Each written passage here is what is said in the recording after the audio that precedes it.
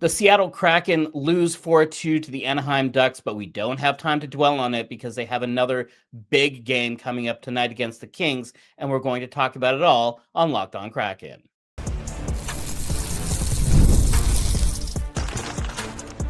You are Locked On Kraken, your daily podcast on the Seattle Kraken, part of the Locked On Podcast Network, your team every day. Glenn, last night, the Kraken fall to the Anaheim Ducks 4-2. Let me just quickly recap what happened for those who didn't catch it, especially because the game wasn't on Kraken Hockey Network last night. The Kraken, the first period was kind of a dud, but it was the second period that really did them in. They got outshot, outworked, out-forechecked, outscored. At the end of the second period, Jacob Melanson tries to maybe spark the team a little bit, but there's a elbow to Troy Terry right after the whistle was blown to end the period. Doesn't cause a spark. The third period starts 4-on-4. Anaheim scores another goal. Then Philip Grubauer, who has been under siege all night, he makes a mistake. Then the Kraken finally show up. Two very late goals, one of which was hilarious when Lucas Dostal was, I think he was trying to shoot for the empty net, and then he just put it on a stick of an opponent. You're no Joey Daccord, Lucas Dostal. Too little, too late. Not a great game. Not a great effort. Glenn, what did you see? Well, first of all, since you mentioned the TNT broadcast, the Kraken laid that duck egg in front of Jennifer Botterill doing the analysis on the game. The GM of the Kraken, Jason Botterill's brother, doing that in front of his sister. Come on. This is the second straight game against the Ducks that the Kraken have lost 4-2. And in both those games, they weren't as close as that score indicated. Not at all. Against everybody else in the NHL, the Kraken have won their last 5 games. But against the Ducks, it's a good thing they don't have any more games against the Ducks. The season series is over. Zame, I guess the Kraken can consider themselves lucky that the season series was 2 wins apiece, because you could make a case that the Kraken maybe didn't deserve to win any of them. I think they didn't play well in any of the games this year. In the season opener, they started out being shot 17-5. Then they came on and they looked fine. In the second win, Phil Grubauer had to make 40 saves. I don't think they played very well in front of him. In the third game, it was a catastrophic effort and result. Lane Lambert as upset as we've seen him all season. And then last night, when Lane Lambert seemed maybe a little less upset, but I don't think he looked very happy. You hit on the part that was most disappointing to me about that game. The Kraken played what they and most of us consider their worst game of the year at Climate Pledge in a 4-2 loss to the Ducks. Before this game, that was their last loss. And it seemed like they had really used that game as fuel to play the system and play their best hockey. And they had won 4 in a row. But I still thought that going into Anaheim, they would want to prove something. They would want to show that their last effort against the Ducks, which was a real dud, wouldn't be repeated. And instead, they go down 4-0.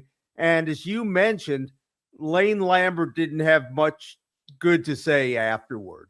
I didn't think we had a whole lot going on, to be honest with you. You know, we scored off the faceoff.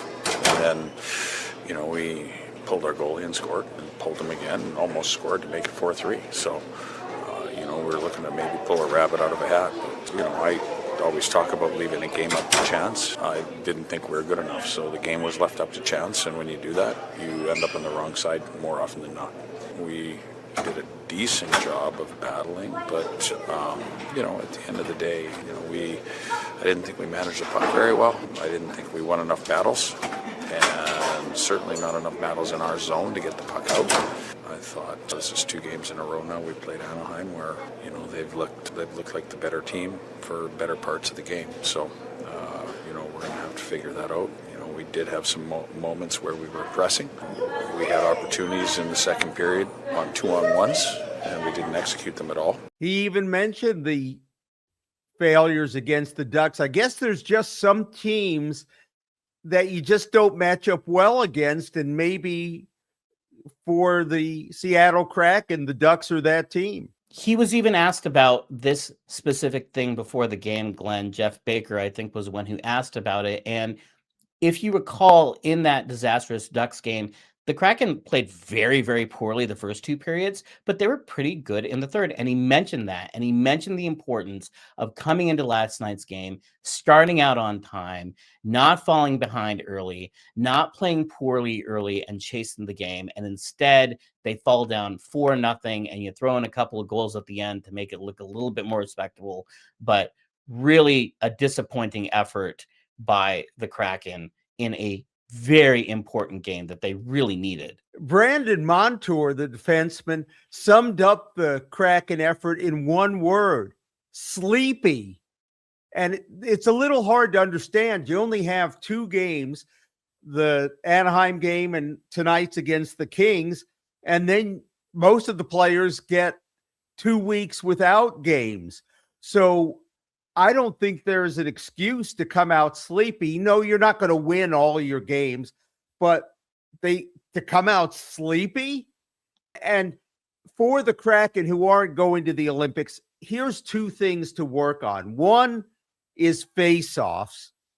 The other one is the penalty kill. On the goal that broke the ice, Cutter Gauthier's goal in the second period, it wasn't technically a power play goal. Matty Beniers, who had taken a minor, that minor had expired, but Beniers was not back in the play. So for all intents and purposes, it was a 5-on-4 goal. And the Kraken are not getting it done on the penalty kill. And let's hope that some of that Olympic break is spent figuring out how to fix that. I do wonder if last night's effort was a product of looking forward to the Olympic break. Lane Lambert did allude to that in his pregame press conference yesterday, that you need to stay focused and we still have a couple more games to play. And it does seem to be a natural tendency. Maybe they let up a little bit, but the Olympic break isn't here yet. And they still have a very important game to play against another Pacific Division opponent who's right in the playoff mix, just like the Kraken, just like the Ducks, just like the Sharks, just like everybody in the Western Conference, it seems. And they don't have time to dwell. So, in the words of John Forsland, John, how do you feel about this? It's in the past. So it's all over. Who cares? That's right. Wise words from John. I think he got that out of a fortune cookie, but it's a good thought anyway. Lane Lambert has even said, we have short memories around here. Well, in one way, they should have a short memory, but in another way, they got to remember, get your afternoon nap so you don't come out sleepy against the Kings. One note is a back-to-back, so Joey Decord will be starting instead of Phil Grubauer in net, as is usual. And we are going to talk about this Kings game coming up on Kraken. Eddie Garcia, who was really great with Locked On Kings, joins. We talk Kraken and national stuff coming up next. Hey, everyone, I wanted to just record a quick addendum. We recorded this episode before the Olympic roster freeze deadline at noon. The Kraken ended up not making any trades, so all of your favorite Kraken are safe, at least until February 22nd, when the deadline lifts. The only transaction they made was to put Berkeley Catton on injured reserve and call up Oscar Fiskel-Molgaard. However, regarding the Kings, because we were just talking about him, they ended up trading for Artemi Panarin. I don't think he's going to play tonight, so not relevant in the immediate context of the Kraken and the Kings, but in the conversations about, will Shane Wright be traded for Panarin? What will happen? What will the Kings do with the deadline? Are they buyers? Are they sellers?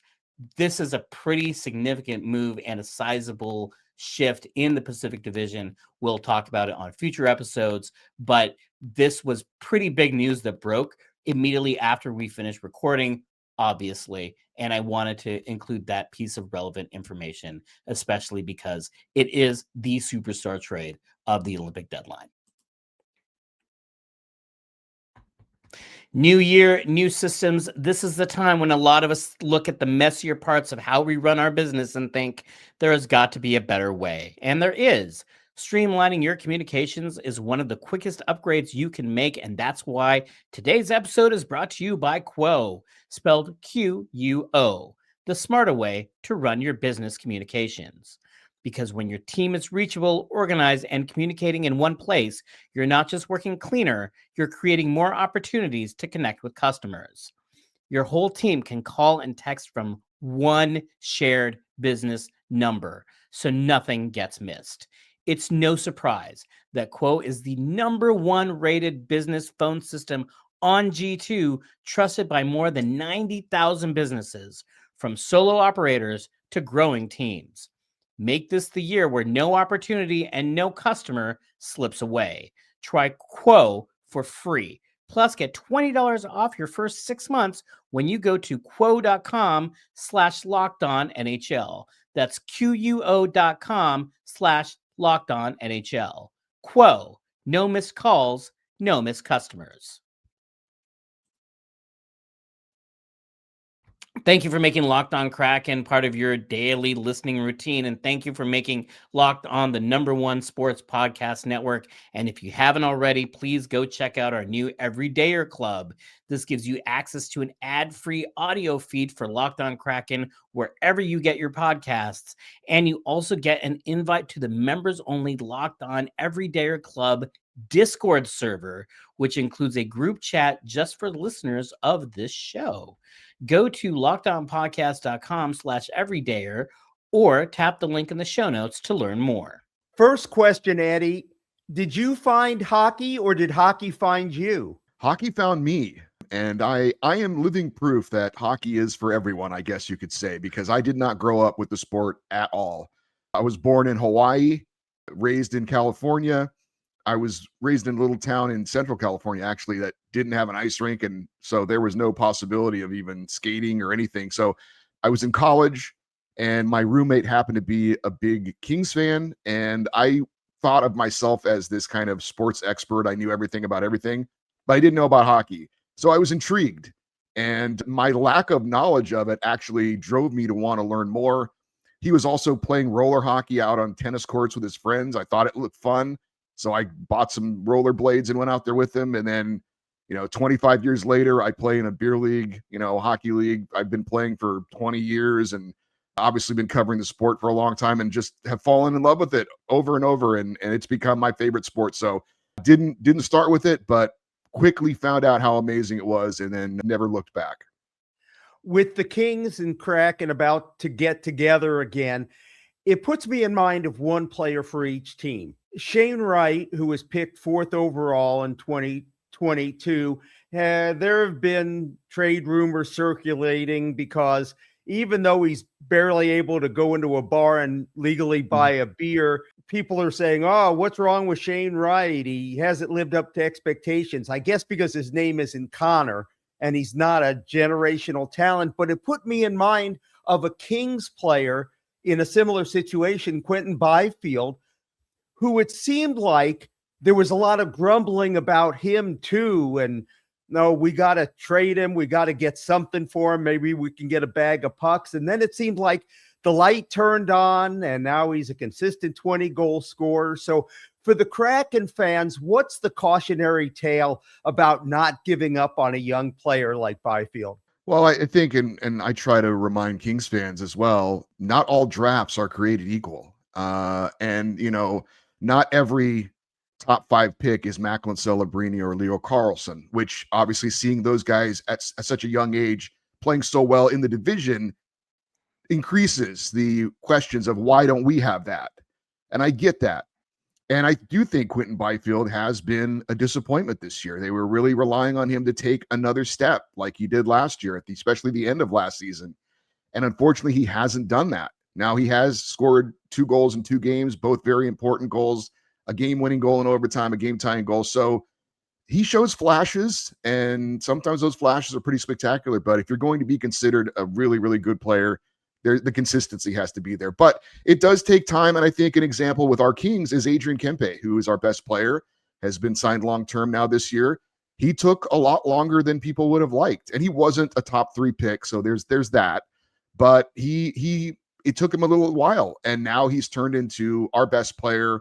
I think he'll be one of the best players on Team Sweden in the Olympics. So I guess that would be kind of the advice. But especially today, people are very impatient. People want immediate results, so it's hard to tell them to be patient. But sometimes it is the best thing to do.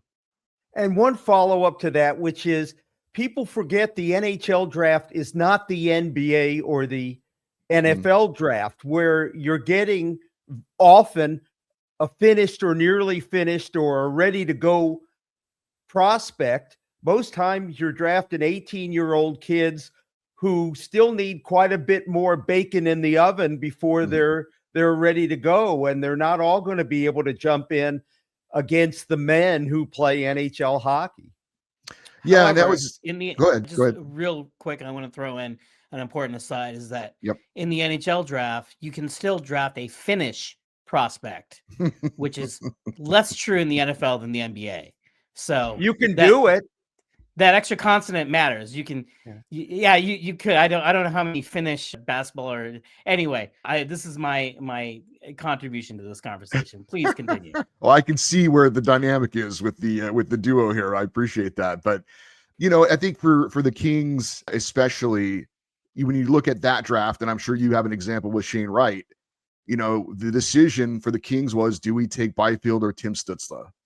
And there was debate back and forth, and we were told at the time, Byfield will take longer. Stützle is NHL ready now. He will give you the immediate impact, but with the unique skills that Byfield has, his height, his skating ability, his reach, his length, he's unique. And there's the potential there for him to be a special player. Not that Stützle wasn't going to be very good, and he has been very good, probably the best player from that draft. But the Kings were at the time, they were rebuilding. So there was time to let Byfield grow. But then they got a little bit better faster than they expected. They accelerated their rebuild. They decided to kind of get out of it a little bit quicker. And then that kind of threw Byfield into a position where he was on a kind of a better team, a playoff contending team. And they expected him to be part of the growth and the success. And obviously that hasn't happened for the Kings with 4 straight years of losing in the first round. Well, maybe they'll play the Oilers this year and get a different Please result. no. We've all seen enough of that, right? I'm so sorry. You've been so nice, and I'm just I'm just throwing these daggers at you for no reason. Look, with our luck though, it'll be, we don't have to play Edmonton, but here's Colorado. It's like, oh, no. Is that better? Probably not. So at this point though, we'll just try to get in and see what happens. Well, we could always hope for another miracle on Manchester, right? Or hey, 2012. That's what everybody points to as well. Yeah. An 8th seed, played Vancouver in the first round, the President's Trophy winners. Nobody picked the Kings, including me. We had lost to them the year before. So it can happen.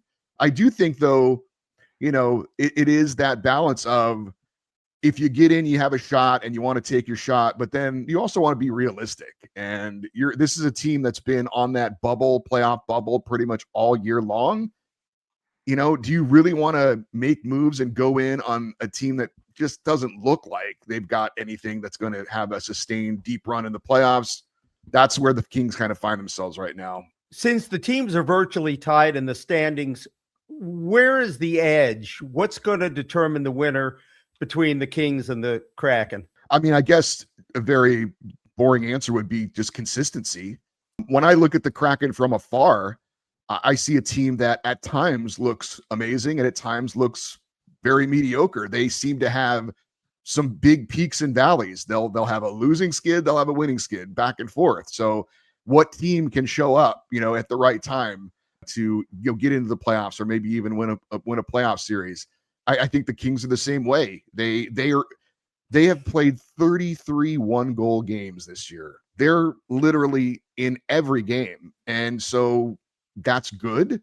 There's always the potential to win, but they never pull away from anyone either. Even when they get off to a good start, the teams always seem to come back. And they've played, I think it's 21, 22 overtime games. So they're good enough to be competitive every night, but they're not as good to be able to, usually maybe get that extra point or maybe not have the game go beyond regulation. So they fight with themselves. They're a very good defensive team. They have good goaltending, but the offense and the power play have been very subpar this year. And it's just that constant battle for them. Are they going to get enough offense to get something going? It's been okay lately, but even they had a road trip here where they went 3-1-1, and it sounds good, but they were struggles. A couple of overtime wins, a shootout win. So it's never easy is kind of the motto for the Kings this year. I really like the way that he drew comparisons between Shane Wright's development and the development of the King stars, reminding us that development isn't always linear. Growth does not always follow a straight line, and sometimes you need patience. Coming up next, we're going to have part 2 of our interview with Eddie Garcia, where we talk about National Hockey League stuff, the compressed standings, and we discussed the weirdest game in the history of the Seattle Kraken.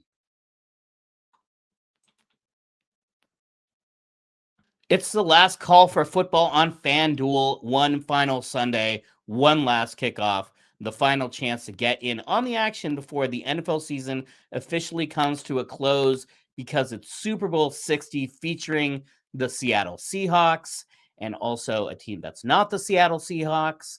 And FanDuel is making sure you're right in the middle of it with a special offer just in time for the biggest game of the year. Whether you're backing the favorite, the Seahawks, riding with the underdog, not the Seahawks, or building one last same-game parlay, this is the game everyone's been waiting for. It's the perfect way to cap off the season and make the Super Bowl even more exciting from kickoff to the final whistle. If you're a new customer, bet just $5 and get $200 in bonus bets if you win. Make it count, because after the Super Bowl, the season is over and you have a parade to go to. Last call for football on FanDuel, an official sportsbook partner of Super Bowl 60 featuring the Seattle Seahawks. Visit FanDuel.com to get started. In addition to Locked On Kings, tell us about the national show you do as well. Yeah, it's called Locked On NHL Game Night. It's every night to recap the night in the NHL. And we have hosts like yourselves chiming in and giving the report on their individual teams, because you guys know your team way better than we do. And it's also a great way to promote your shows as well. So I know you guys are just getting your feet wet here hosting Locked On Kraken, but we look forward to having you guys contribute to NHL Game Night. But yeah, it's some nights I'm a traffic cop because we have 15 games and it's really rolling to try and get everybody in. And then some nights, the other night we had one game. So it was a lot of talking about the Blue Jackets and Blackhawks. But all in all, it's a fun recap of the night in the NHL. We love when we have our local hosts contributing as well to give us their version of what's going on, and we can get their inside view and we can give our outside view as well. Sometimes, the forest through the trees, maybe they're a little too close to the situation. And other times they are right there and they know their teams better than we do. So it's a nice mix, and we really have enjoyed it since we started it. One thing, I want to go back to the Kings just real quick, and I want to go back a few years to a very famous Kings Kraken game where the Kings and Kraken played an overtime game when the teams combined for 16 goals in regulation. I was It there. was a 9-day final. One of the craziest games I've ever seen. Yep. I was at a party for someone who was trying to introduce people to hockey. And so we had a mix of new people and experienced hockey fans to explain. And I was trying to explain to people like, no, this is not normal. Like you don't normally see 17 goals in a game. What do you remember from that game? What was that like? It was hard to believe what you were watching. It was one of the craziest games I've ever seen. It was, at some point you're wondering, it is fun and it is entertaining, but at some point it's almost too much. It's like too much of a good thing, and it's overload. And especially when you're a Kings fan, you're not used to seeing them score more than 3 goals a game typically. So yes, I very much remember that game. I remember being there and watching this, and being in the press box and everybody kind of looking at each other saying, "Are you believing what we're seeing. This is a crazy game, especially these two teams. It was a wild night. But yes, that is very true. Explaining to those folks, this is not what you normally see. Although that would have been a great game to try and sell somebody, because they must have thought, wow, this is really exciting and fun. I might want to get in on this. But no, that was one of the wilder games I've ever been to, for sure. You set the bar too high. Now everything is a disappointment. I know. You see that game, you're like, oh man, hockey's great. It's like, whoa, okay, hockey's great, but it's not that great. Typically, no, not like that. No. Let's pull back and get your macro view of the league. It seems like this has been a strange year where, aside from the Avalanche and maybe the Hurricanes and maybe the Stars or the Wild, maybe everybody's bunched. Nobody's in for sure. Nobody's out for sure.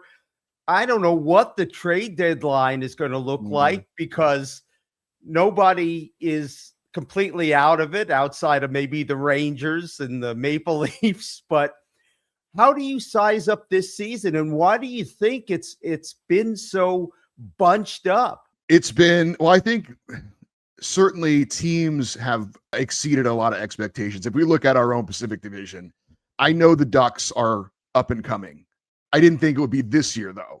I know the Sharks are up and coming. I didn't think it would be this year. I thought they were a couple years away. And here they are, right in the thick of things, which I did not see at all. So I think there's been that in a few different divisions as well.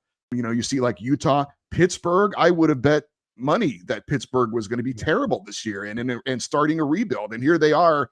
They're going to be a playoff team, and maybe even a dangerous one. So it's been a very unpredictable year. I think, with my team's kind of struggles aside, a very exciting and fun year. I think it's been a great year for the league. I think they're thrilled that so many teams are still seemingly in striking distance. And then you look at the Buffalo Sabres and you think, maybe we can do that.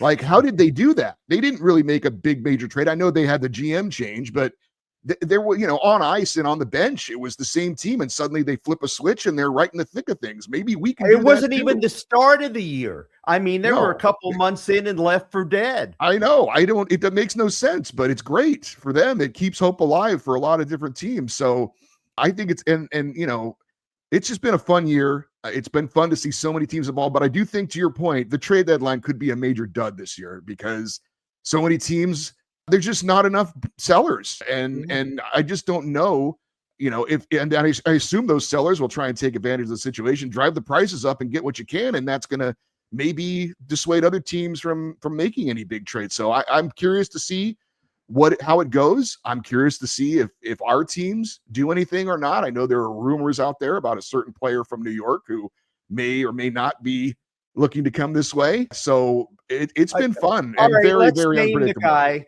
Artemi Panarin. Yeah. Okay, now is there anything dumber, Eddie, than announcing we're going to trade this player?